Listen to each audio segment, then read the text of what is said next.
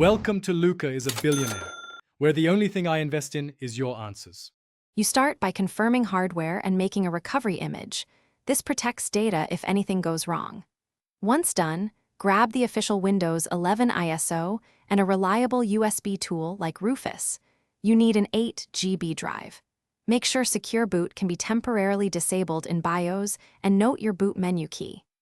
These actions prepare the installer and let you apply bypass options later. Do this now so you can move straight into the modification stage. Next, you build an installer that skips TPM checks. If you use Rufus, select the ISO, pick partition scheme matching your PC, and enable the built-in compatibility options that bypass TPM and Secure Boot. This automates registry patches during setup. Alternatively, mount the ISO, extract sources, and replace install.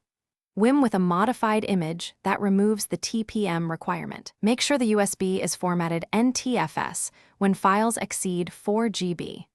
Once created, test boot the USB to confirm it loads the installer correctly. Now you run the installer. Boot the USB, pick Custom Install, and install to your prepared partition. If the setup still refuses to proceed, open Shift plus F10 and run regedit to add the allow upgrades with unsupported TPM or CPU key under HKey local machine /system /setup. This forces the installer to continue.